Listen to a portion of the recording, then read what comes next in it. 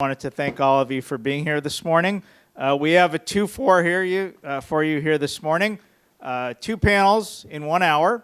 A lot of great people are coming, have some amazing insights to share with you, but we'll try and keep it moving as fast as we can because we do have the 2 panels and we'll switch off in half an hour.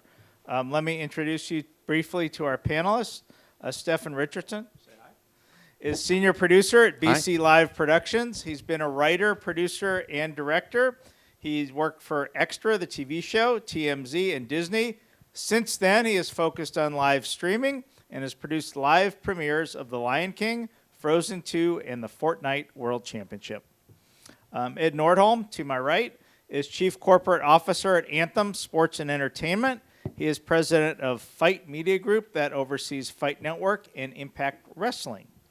Michael Buckland, to the far left, or your far right, is Vice President of Digital Content at Fox Sports. He leads digital and social media coverage across such events as the World Series, Super Bowl, and Women's World Cup. He also worked for more than 10 years at ESPN, and he would like you to know he's a proud graduate of the University of Georgia because they're 9-1, apparently. And then Matt Smith is Executive Director of Business Development and Strategy for Comcast Technology Solutions. He uses the scale and expertise of Comcast to help solve complex problems that face today's video providers. He's also worked at NBC, Yahoo, Cisco, and in his most recent position before joining Comcast at Brightcove, one of the largest online video platforms. He is a recognized digital media industry evangelist. So with that, I've prepared a few questions for the panel, but please feel as if this is a participatory event. It's not a college lecture. You will not be graded. There will be no test. And at any time, if you'd like to jump into the discussion with a question, please feel free to do so. I'll start, and we'll just go from there. The first question I wanted to throw out to everybody, and you can answer as comes to you. No longer does a league or a team need to have a TV network and hope that that TV network picks them up. Any league and any team can be on the internet, but so can movies, the whole Disney archive. We saw Disney Plus this week, your friend's wedding, and an endless supply of cute puppies. So how do you give fans a choice, and how do you ensure that choice is you? Start. I'll take it. Well, I'll kick us off. Yeah. So one of my customers is a 4-letter logo that I can't say publicly, but it starts with a D. Guess it in Europe. It's all about sports rights. So if you have rights to the content that those viewers want to see, they're going to flock to your platform. There are 4-letter sports networks in this country and 3-letter sports networks in this country who have paid a lot of money for sports rights that drive that audience to that content. Now, a lot of those, as you started by saying, have broadcast networks, but now we're in an era where creating a channel, getting that content to an audience of viewers is orders of magnitude simpler or less expensive than it used to be. We'll talk about scale in a few minutes because that's where it gets really tricky, but rights are key to getting those audiences flowing your way. And it's certainly less expensive, but also the competition, I imagine, is much greater. It's not just turn on 3 broadcast channels like we did 30 years ago and your choices are baseball, football, and basketball. How, and this is for anybody who wants to jump in, you can't do math. How do you make your product stand out? Everybody's got something you can watch now. How do you help people find what you're showing? I'll take a stab at it. I agree. Rights obviously matter. Beyond rights, developing a scale that allows you to responsibly see a return on those rights is obviously matters as well. But in lieu of that, I think that we see people gravitate towards personalities. Everyone can cover sports. Some people tend to do it at a personality level a bit better than others. Gus Johnson, I think, is God's gift to football, God's gift to the internet, and he makes every single college football play or college basketball play that much more exciting. We've also seen that personalities tend to have large audiences, and if you're a great personality, sometimes you can take that audience with you to cover the sport that you care about and that you're passionate about. I was just going to echo that. Actually, what I see a lot in all the esports that I've been working on now is even the commentators are they're portable, they're takeable. Like they have their own brand, and now we're looking like if I'm doing a show like Fortnite or we're doing like CS:GO or something else, I'll see the same commentators coming across. And like you said, you have to have the rights originally to do that. But I'm seeing the companies that I work with hiring specific members of talent because they have created their own brand and they bring that audience with them while they while they broadcast that show. So it's the individual brand then of your commentators now actually is starting to make a big difference in terms of the audience that we're seeing. Well, and even you're absolutely right. Think about some of the mini franchises that have been built around the sports themselves and the pregame shows. People tune in to see You Got Mossed, or people tune in to see those things. They tune in because they're passionate in a negative way about the people who call Monday Night Football, and they flood social media with those comments.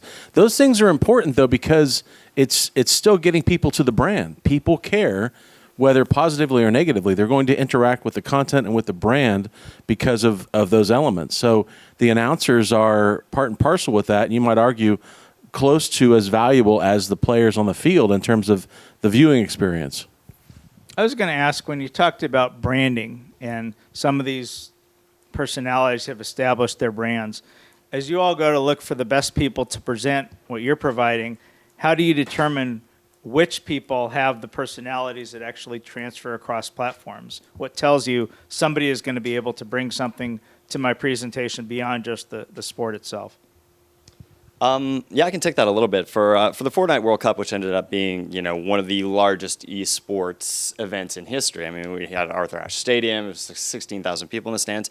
It was a 10-month boot camp that Epic ran, starting with 12 different hosts in each of the different positions. And we did a bunch of trial shows all across the country. And what ended up happening was they weeded out those people based on performance, based on branding, based on how many eyeballs they brought to like some of our previous broadcasts until they settled on the team that they were going to use for that event. But it took them a good 12 months, and it was like a Hollywood tryout, basically. It was like doing auditions for 12 months to get the voice just the way they wanted it before they ended up doing that event.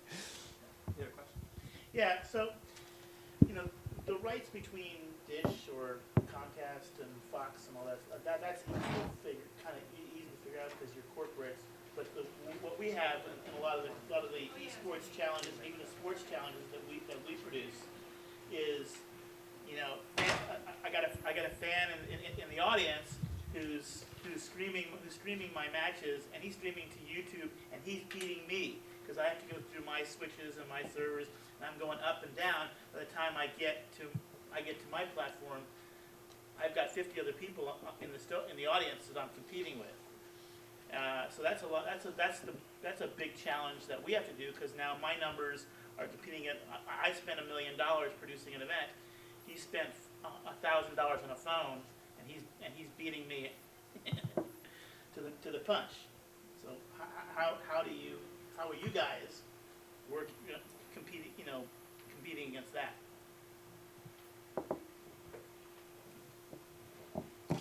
In the sports space, we don't have that problem. We have pretty solid anti-piracy. I go to the Super Bowl. Sure, you mean from like a VOD perspective? Or clips, right? At the end of the day, we're definitely looking to be first and best. And a lot of those, we have technology that allows us to be very, very quick in turning around an individual highlight. But for us, I think highlights are just a snack. I can't imagine anybody who sees one highlight and thinks they watched the Super Bowl. I think you got to watch the Super Bowl, be part of that live conversation, see stories develop, see plays develop, be part of that 2.5, 3, 4 hour experience. I'm not sure that there's a camera angle from the upper deck that's going to stop me from wanting that experience. But in some cases, we've looked at leagues like the NBA. They just embrace it, and it actually adds to that experience. So I tend to think that snack only makes them a little more hungry. I think he's talking about live streaming a pro sports event. And if someone's doing that for any amount of time, you're going to lose your phone. It's going away. You're not going to sit there and stream 4 quarters of football. It's that simple. That said, the infrastructure that we are investing in as organizations to deliver this content to viewers at scale takes years and experience, and there's a reason that the latency on that site that you mentioned is as low as it is. It's because of investment in revenue and time and effort and smart engineers to build it. Building a solution that has disparate parts or parts that you're relying upon to get from your camera to the audience, I would advise that you look at it. There are ways to reduce latency in the marketplace today. It's come leaps and bounds in the last 3 years. That's the net. Yeah, and I was going to ask you in the fight game in particular, there's an audience in the boxing and martial arts and fights in general. It's trained to pay per view over decades in a way that people who follow other sports just aren't. How much does that help, and how much is streaming just a new product that you have to train an audience to consume in a different way? Well, I think they're still looking to consume pretty much the same way. They may be accustomed to finding it in a pay-per-view environment, but they're now moving to, stream services, either on a monthly stream service or even it's still transactional television for them, in my view of it. And one of the interesting things on your comments here, everyone you're talking to, if you've got the rights to NFL, they'll flock to your site. Well, that's obvious. And Fortnite, that's obvious. You've got a head start on everybody when you're starting with that kind of brand. What I find interesting for us, we have Impact Wrestling. It's a wrestling product. It's a challenger product, and that discoverability becomes much more challenging for once you get out of the people that everybody on the continent wants to go see.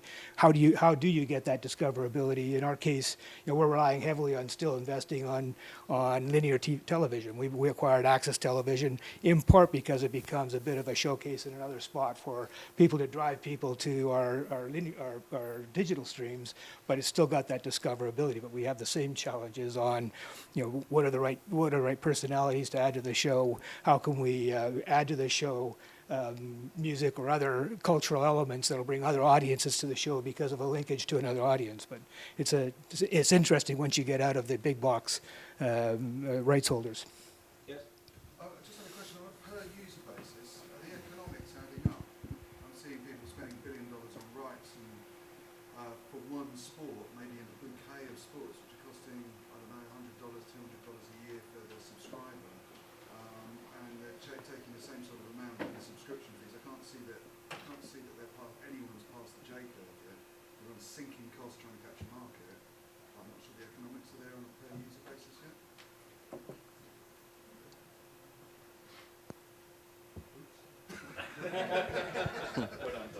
I'll offer an opinion, Dom. It's mine. Take it with a grain of salt and maybe a cup of coffee. I think what you say is accurate, and I think it's an investment. It's a flag in the ground. It depends on the size of the organization, the cost of those rights, the league that they're trying to attract. Just last week, I read that Mediaset and someone else teamed up to buy the Copa de something rights. It's a football league in I think Spain, and it was smaller and less expensive. But you're putting a flag in the ground and saying, for the next 2 to 3 years, we're going to try and rally around this particular league and garner interest, get their fans to engage with the product. It's not dissimilar from what you see bigger conglomerates do and say, we're going to offer an over-the-top TV service that has 50 channels and it costs $50 a month. They may be losing money on it, but they're betting that over time, integrating advertising, making it to where you have to watch ads instead of skipping them, offsets your monthly bill. It's an investment that eventually, like as you say, that J curve will turn itself around over time. So that conversely, you think about it the other way. If I'm a small organization with some sort of niche content, or if I'm going after a smaller league, I've got to have a decent amount of runway and breathing room to be able to let this kind of thing grow. It can't be a real quick bang bang. I'm hoping to get acquired, or I'm going to have to close the doors. Yes. Yeah, I'm interested. What do you see as the opportunities and challenges as sports betting opens up, along with live video? We've been talking about it for many, many months, but what do you see on the short and near-term landscape? The question was about sports betting and live video.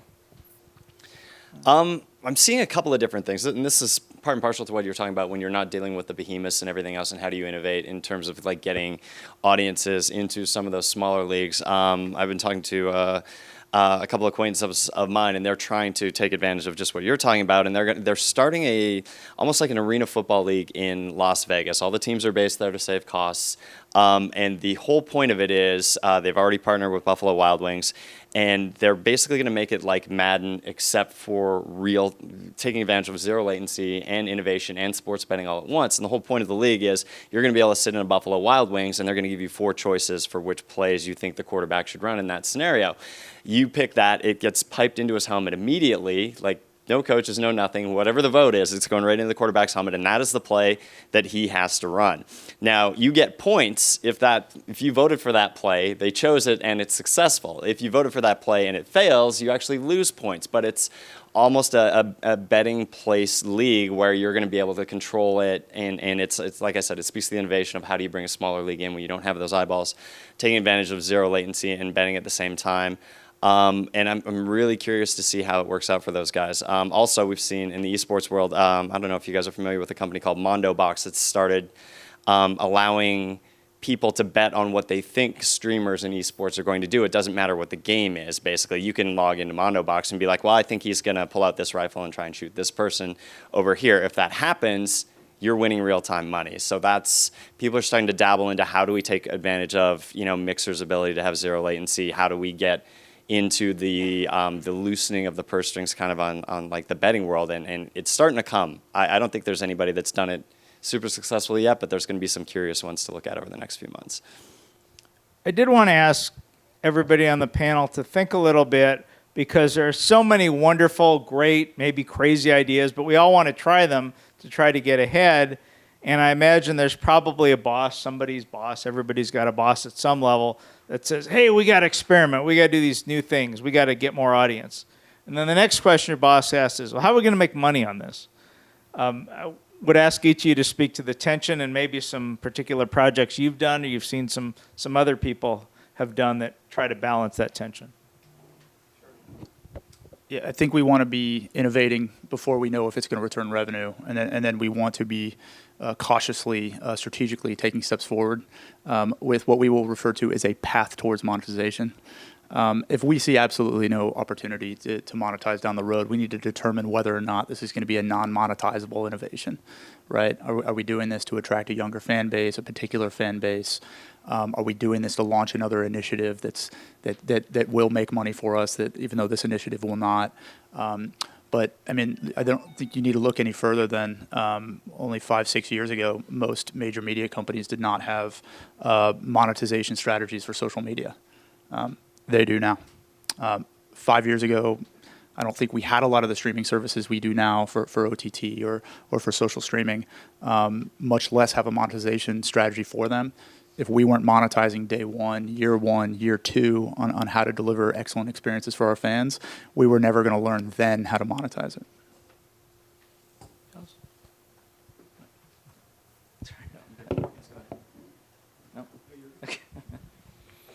Boss came to me once and said, let's go to MySpace. And I said, you're crazy.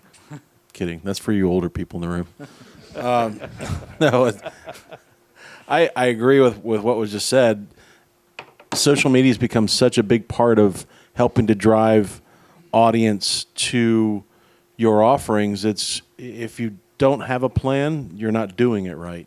That said, be cautious and careful and smart about your investment in time and in which platform. What platforms are going to get you the audience return that you're looking for?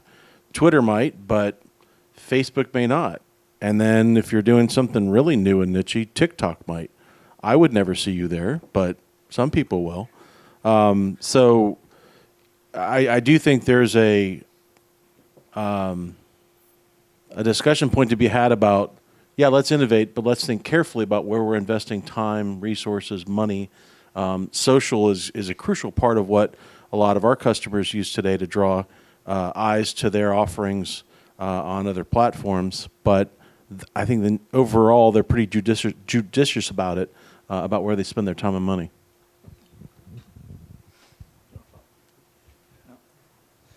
In terms of social media, a lot of that, as you mentioned, Matt, is exposure. This will help people find our product. how specifically can you help monetize that, or is it mostly about exposure?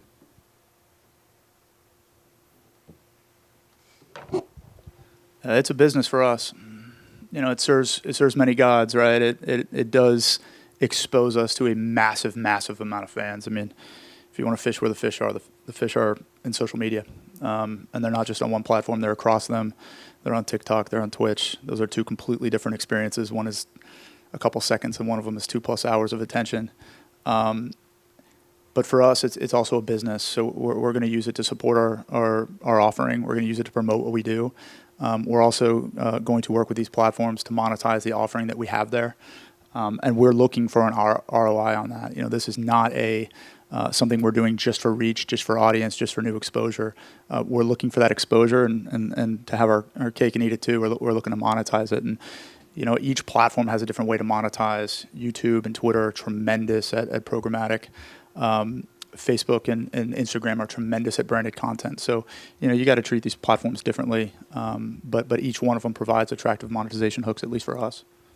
And obviously every strategy is different, so the answer will be different. But I wonder, for those of you that have been in the position, as we all have, like, we want to try this. It's not making money now. We hope it will soon. What's a very, very rough time that says this is a good amount of time to give it a chance before we know if we can make money on it versus, you know what, this is just never going to make money? From our perspective, it's a short window. We are invested in linear television, knowing full well that it's a bridge to a digital world, and that's a very short bridge. So, in our perspective, we're finding ways to monetize, whether it be the social media, finding a large funnel to drive people into increasingly more narrow and more valuable content for them, and looking to monetize that at each stage of the way down.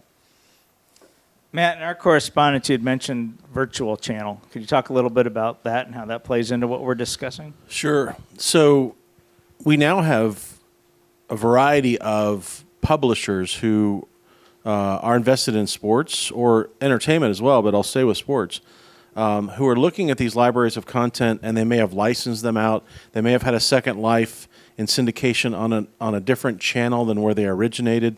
Even in the case of wrestling, you may have matches that were 10 years old that aired on one network that have a second life on another.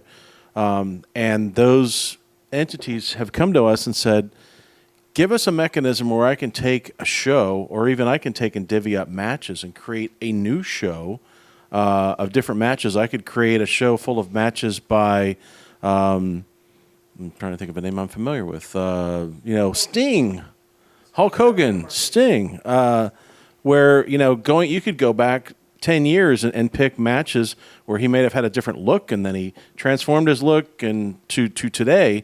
So you can concatenate a series of Sting's matches together that were on different shows and create a new show, air that, or tee that up to air that, and create a couple of episodes like that, and use social and even your linear TV to say, tune into our app on Tuesday from 9 to 5. We're going to have a look at old Sting matches that you may not remember that are presented to you in a completely different fashion.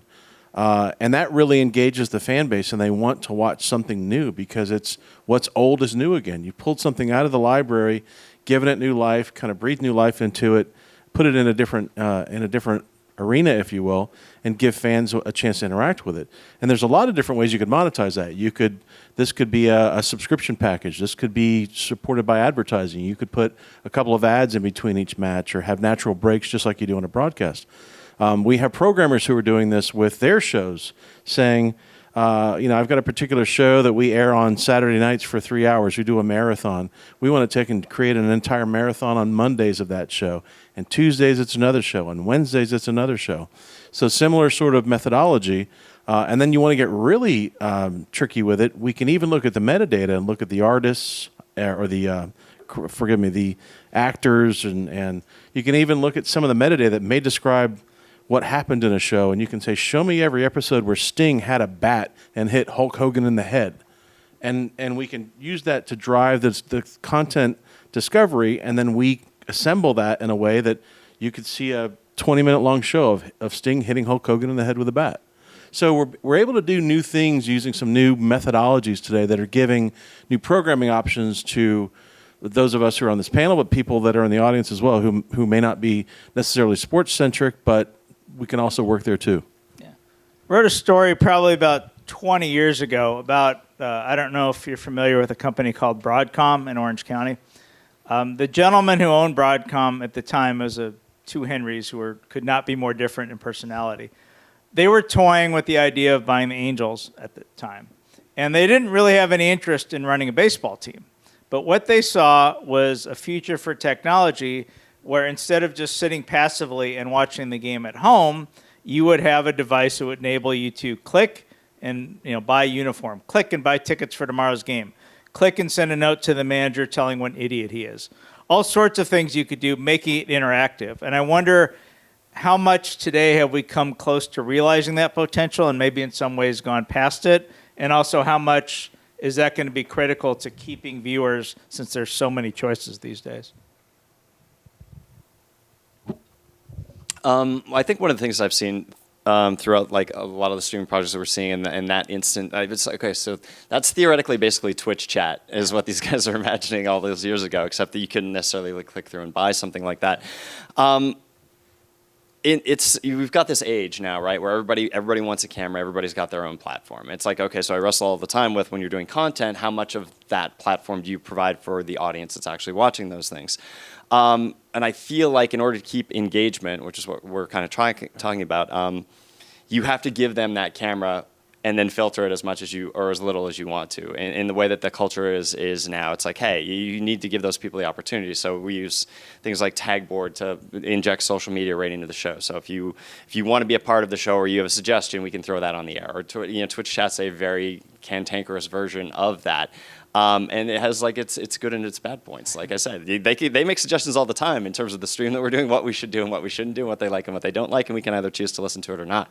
But that audience engagement is there, and it does exist. So I guess it's up to the particular stream or the particular show to figure out how you want to best monetize, take advantage, or listen to those voices as they're coming in. Yeah, Bill, this has been discussed in the industry for a long time, not necessarily sports-centric, but so those conglomerates who have commerce as part of their CV, if you will, their area of expertise. I don't think it would be out of the question in the next 3 to 5 years to see a Google or an Amazon and their live TV services say, like that jacket that this person's wearing, you can pause the stream, tap the jacket, lower third pops up, you can buy it, ships it to you, you hit play, you're back right in the show. Yeah. So that bringing it front and center, making it a tap or a 3-tap exercise could really be a game changer, not only for viewing, but also for retail. Unfortunately, I'm not in that business, but that is an example that could be very viable here soon. Yeah. Since you mentioned the big technology companies, I wanted to close with this because we do have another panel coming right in. And this is a little more general than just this particular discussion, but there's been talk for so long that whether it's Amazon or Google or Facebook or Twitter, they're going to start buying up major sports rights and completely change how sports are delivered. And yet to this point, those companies have been very, very hesitant to do anything beyond just experimentation. And I wonder for each of you whether you think that's going to stay that way and they're happy with how things are, or at some point the floodgates are going to open, and why. I'm happy for them to keep blowing their brains out on it. That's fine. It's outside of our particular. I think it's going to go on. I think it's inevitable, but it's a game for I'm more interested in the challengers. Yeah. I mean, do you think at Fox at some point you'll be competing against them for NFL rights? They're pretty big. They've dabbled. I mean, Amazon's playing with Thursday Night Football, right? They got a lot of money. I guess the way I look at it is it's on one hand, it kind of keeps us on our toes. We got to do more than just deliver a game. We have producers who are experts at this. That's not to say that a technology company could get that. They could. There's relationships at play. There's shows that cover these sports. There's digital media properties that have massive audiences that are specifically targeted these sports. It's what we do. I think that these companies, if they want to play in this space, they should be committed to it, really good at it. It should be core to who they are and what they deliver, because these leagues ask us to do a lot more than just put their program on air or on a stream. We provide a lot of value to them by curating these hardcore audiences who have learned to get that content on our air. And it goes beyond that. It's innovation. You know, at Fox, I think we invented the yellow line. It changed the game of football. You know, you got to be prepared to do something like that. Fox is the first to put a score bug on a screen. Like, think about that. That's core to what this, what the NFL is these days, a yellow line, a score bug. And that's what a hardcore group of dedicated producers, where it's their core mission to serve fans, can make the NFL better in a case like that. Time for one or two questions, if there are any. All right. Well, we'll get another panel coming right in, so I want to thank everybody for joining us today. And again, there'll be another group coming in just a few minutes. But thank you.